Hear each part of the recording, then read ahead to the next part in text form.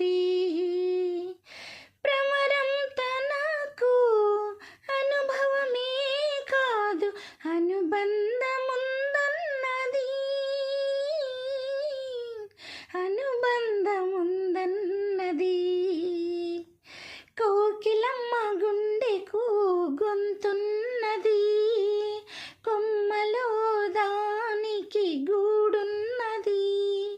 సరి మగవానికి సగమని తలపోయ మన జంటకి జంట సరి ఉన్నది.